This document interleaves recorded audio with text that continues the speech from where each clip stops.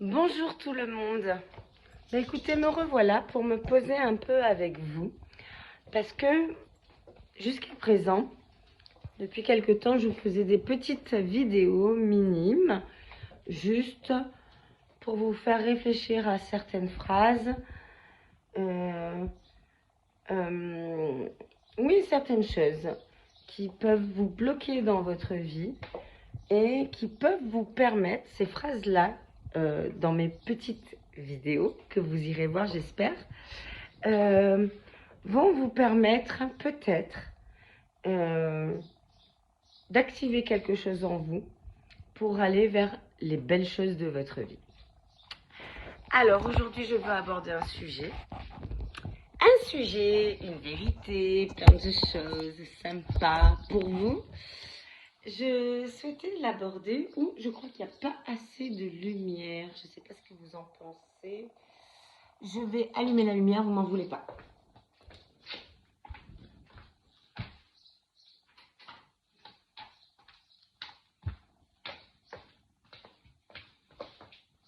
Ah oui, là, il me semble que c'est mieux. Il me semble que c'est mieux. Alors, je voulais parler des liens d'attachement. Des liens d'attachement. Parce que j'entends des choses et je vous avoue que ça m'agace un peu. Mais clairement, ça m'agace beaucoup même. Beaucoup même. Parce que, enfin, je sais pas. J'ai pas appris ça dans mes études de psychologie, mais on fait de quelque chose qui peut être pathologique, on en fait quelque chose de bah, sur la relation amoureuse, sur ce qu'on est, enfin, je veux dire, sur les liens d'attachement anxieux, les liens d'attachement évitants, etc. Bon, bref, moi j'ai envie de rétablir une forme de vérité, hein, de vous dire ce que j'en pense moi. Et je pense que vous allez mieux comprendre les choses parce que là, on fait 50 milliards de vidéos sur le l'évitant, l'anxieux, etc., etc. Bon, alors, dans la vie, on est, on n'est pas avec un attachement forcément. Là, notre attachement peut changer en fonction de ce qu'on va vivre dans notre vie. D'accord? On est OK là-dessus. Il est possible qu'on naisse dans une famille, on va dire, pas solide, euh, dans une famille un peu désorganisée, qui ne répondent pas forcément à nos besoins, dans laquelle on n'est pas pris en compte réellement, dans laquelle on ne va pas évoluer avec de la confiance en soi. Oui, il est possible de naître dans ce genre de famille. Il est possible. Ça ne veut pas dire pour autant qu'on va développer tel ou tel attachement.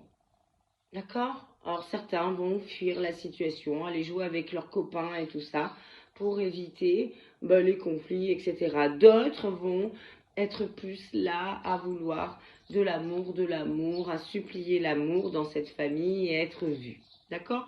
Et d'autres même peuvent développer un lien d'attachement sécure parce qu'ils arriveront à avoir un frère, une sœur, un oncle, une tante, une grand-mère qui vont les sécuriser, quelle que soit euh, la désorganisation de la famille nucléaire. Une famille nucléaire, père, mère, frère, sœur. D'accord? Ok. Dans notre vie, on peut, euh, quel que soit le lien d'attachement développé initialement, hein, lien d'attachement évitant, c'est on va jouer avec ses potes pour fuir le conflit. Lien d'attachement anxieux, on quémande l'amour, on pleure la nuit, on a du mal à s'endormir, etc. Mais dans notre vie, en fonction de nos expériences, il faut savoir que ce lien d'attachement peut changer. D'accord? Si on a vécu avec une personnalité perverse narcissique, même si à la base on avait un lien d'attachement secure, mais on va imaginer, on tombe sur un pervers narcissique, on a un lien d'attachement secure, c'est-à-dire qu'on est solide, on est clair, enfin avec les choses, tout nous paraît, enfin voilà, on est sécure avec nous-mêmes, on va dire, et on tombe sur un pervers. On n'a jamais vécu ça. On n'a jamais vécu ça, on ne sait même pas que ça existe. Bon, bref, On peut tomber dans l'emprise du pervers, bien évidemment, même si on a un lien d'attachement secure, on peut tomber dans l'emprise du pervers. Et commencer à douter de soi, commencer à se dire que, à perdre confiance en soi, commencer à se dire que, on ne vaut pas grand-chose dans l'emprise, hein, et commencer à rentrer dans une forme de dépendance affective, alors qu'à la base, on était quelqu'un de confiance, quoi. On se faisait confiance, on était sécure. L'emprise, tout le monde peut y tomber. Tout le monde. Tout le monde. Quand on ne connaît pas, quand on ne sait pas, quand on ne l'a pas vécu, on peut y tomber. On peut y tomber. Au passage, un pervers narcissique est quelqu'un qui a de l'empathie, contrairement à ce qu'on dit, hein, je tiens à le dire, a de l'empathie, c'est-à-dire qu'il vous connaît, il vous comprend, il comprend ce que vous ressentez, c'est pas il vous comprend, il comprend ce que vous ressentez, mais il n'a aucune bienveillance pour vous, tout simplement. Ça fait bizarre quand on a un lien d'attachement sécure, on ne sait pas que ça existe. Il faut le vivre pour le comprendre. Donc, on n'a pas à dire des victimes des pervers narcissiques que ce sont des personnes faibles. Ce sont juste des personnes qui n'avaient jamais vu ça auparavant. Le problème, c'est que quand on tombe sous l'emprise d'un pervers narcissique, on va, sans le vouloir, même si on avait un lien d'attachement sécure avant, tomber dans un lien d'attachement anxieux. C'est le pervers, c'est la relation avec le pervers qui va nous rendre anxieux. C'est l'emprise. On va tomber dans de la dépendance affective. On devient ça, on perd confiance en nous, on est vidé de nous, on doute de nous, on ne sait plus qui on est, on quémande de l'amour parce qu'on ne comprend pas ce qui se passe. On ne comprend pas pourquoi l'autre nous met là pour après nous mettre là. Et on a l'impression, à la sortie, d'être que là. Donc on perd toute notre énergie en nous, on a un bouleversement hormonal qui fait qu'on est épuisé, fatigué, on doute de nous, on ne sait plus ce qui est bon et pas bon. C'est ça, ce genre de relation nous fait rentrer, alors qu'on était sécure, dans un lien d'attachement anxieux et dans la dépendance affective, parce qu'on a, dans cette emprise, besoin de l'approbation de l'autre, de la reconnaissance de l'autre pour exister tellement qu'on n'existe plus dans l'emprise. On est OK là-dessus? Si vous avez vécu ce genre de relation, vous comprendrez ça. On va imaginer qu'on a décidé, parce qu'on a eu le déclic, on va imaginer qu'on a décidé de sortir de cette relation par le biais souvent de sauveurs autour de nous, de personnes qui nous ont aidés, soutenus. On a enfin eu le déclic d'en sortir. On sort de ça avec un attachement anxieux. Donc là, il est temps d'aller voir une ou un psychologue pour travailler, récupérer les ressources qu'on a perdues de par les traumatismes à répétition qu'on a vécu avec notre pervers. Donc là, il est temps d'aller voir quelqu'un pour récupérer sa confiance en soi qu'on avait initialement. Hein. Donc elle n'est pas perdue, elle s'est juste éloignée. Il faut faire ce travail-là. Je tiens à le dire. Parce qu'on sort d'une relation comme ça avec un lien d'attachement anxieux. Donc ça veut dire que si on ne fait pas ce travail-là, si on ne fait pas une pause dans notre vie, on peut attirer des personnalités qui vont encore plus nous faire du mal et on aura l'impression encore plus d'être une mauvaise personne. On est OK là-dessus.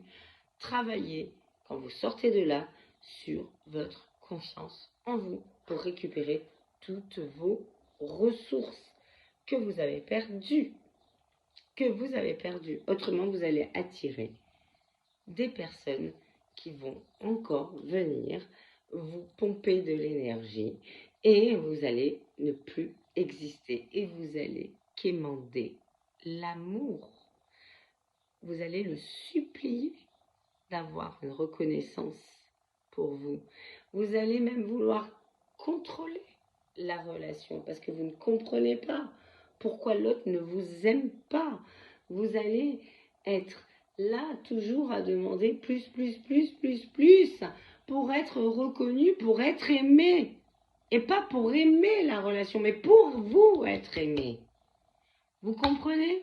Si à ce moment-là, vous tombez sur quelqu'un qui est indisponible affectivement, émotionnellement, qui est indisponible, ça veut dire une personnalité ayant un lien à ce moment-là d'attachement évitant, vous allez encore plus souffrir parce que lui, la personne est indisponible émotionnellement. La personne vous dit clairement qu'elle ne veut pas s'engager.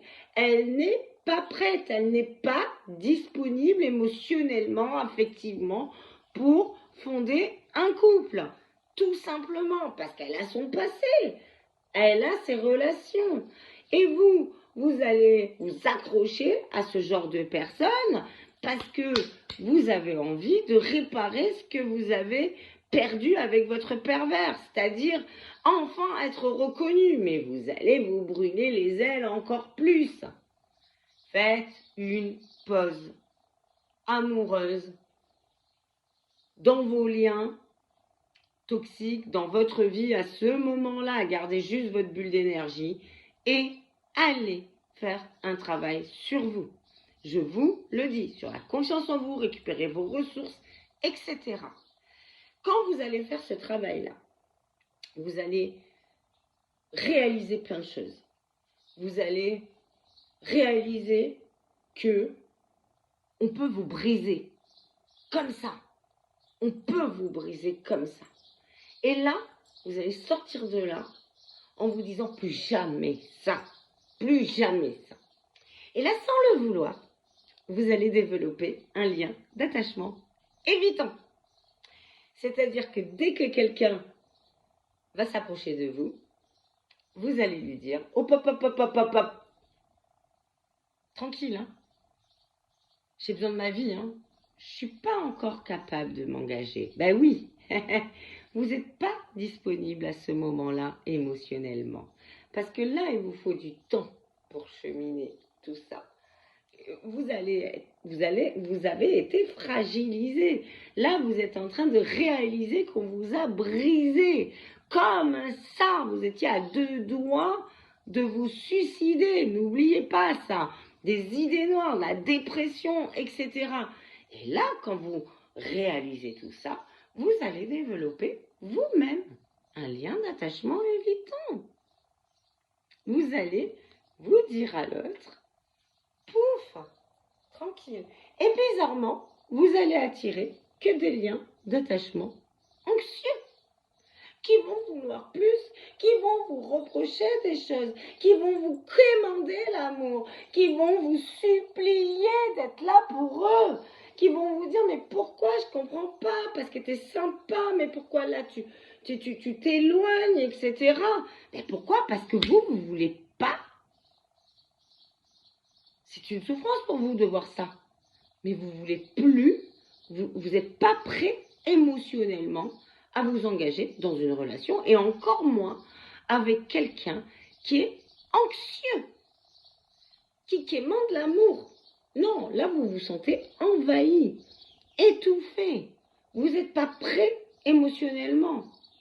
L'autre n'a pas fait son travail sur lui pour reprendre sa confiance. Donc vous allez éviter, voire même ghoster à un moment donné. Pourquoi? Parce que c'est trop. Ce n'est pas authentique.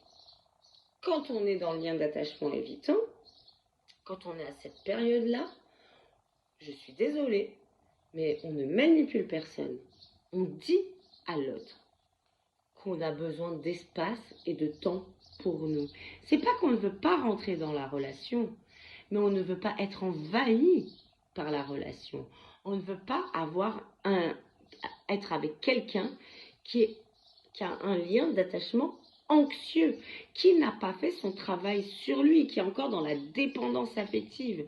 Non, tout ça, ça nous envahit, ça nous étouffe, on n'est pas bien, et donc on s'éloigne pour respirer. Ce n'est pas qu'on veut faire du mal à l'autre. Ne confondez pas le lien d'attachement évitant et le pervers, narcissique. Rien à voir. Il faut arrêter ça. Arrêtez de tout confondre. Non. Là, à ce moment-là, vous avez besoin, à la rigueur, dans cette période-là, de quelqu'un de solide. Donc, voir qu'il y a un lien d'attachement sécure. Et encore, c'est pas dit parce que votre travail n'est pas encore terminé. Quand vous êtes dans un lien d'attachement évitant, ça veut dire qu'il y a quand même des peurs à l'engagement. Ça veut dire qu'il y a quand même... on n'a pas encore bien construit sa bulle d'énergie. On n'a pas encore bien réfléchi aux personnes authentiques qui peuvent nous entourer. On n'a pas encore confiance en nous. On est encore dans l'anxiété et la peur. Et la peur d'être à nouveau brisé. D'accord? Donc, il y a encore une autre étape à franchir pour aller récupérer ce qu'on avait au départ, notre lien d'attachement sécure, dans lequel on s'aime, nous. On sait ce qu'on vaut. On n'a plus besoin de se justifier auprès de l'autre. Plus personne ne nous culpabilise. On accepte d'être le ou la méchante de l'histoire. On accepte le fait que l'autre nous critique. On s'en moque. On est cool avec nous-mêmes. On sait ce qu'on vaut. On sait qu'on est simplement le reflet de ce qu'est l'autre. Et que l'autre projette ses peurs sur nous. Et on ne veut plus de ça. Et on attire à ce moment-là des personnes authentiques, belles, généreuses, comme nous. Et c'est à ce moment-là qu'on est à nouveau prêt à s'engager vers ce genre de relation-là. C'est tout un parcours. Donc, ce que je veux vous dire, c'est qu'on n'a pas à se mettre dans des étiquettes, on n'a à mettre personne dans des étiquettes. On doit apprendre à comprendre où est l'autre dans son stade de vie. Soit on va dans la relation, soit on n'y va pas. Soyons dans l'authenticité, la vérité avec l'autre. Si l'autre ne le comprend pas et nous explique la vie, alors que nous, on sait ce qu'on ressent, eh ben on stoppe, on prend de la distance. Tant pis, c'est pas le moment. On est capable d'être dans un lien d'attachement sécure, puis dans un lien d'attachement anxieux, puis dans un lien d'attachement évitant, pour pourquoi pas après arriver à nouveau, après un travail sur soi, vers un lien d'attachement sécure où on est aligné et qu'on attire le beau à nous parce qu'on donne du beau aux autres. Je vous laisse réfléchir à tout ça. Je vous embrasse très très fort. Si vous avez aimé cette vidéo, surtout likez. Ça me fait plaisir. Parce qu'au moins je vois que ça vous a touché et que ça vous a parlé. Commentez bien évidemment, commentez. Ça me donne des idées pour des prochaines vidéos. Partagez, partagez, partagez parce qu'on dit n'importe quoi sur tout ça. Hélas. Et là j'ai envie d'éclaircir les choses et de rétablir la vérité pour qu'on arrête de mettre des gens dans des cases. Ok? Et puis si vous me voyez pour la première fois, abonnez-vous. Abonnez-vous. Je vous embrasse très fort. Bisous, bisous, bisous.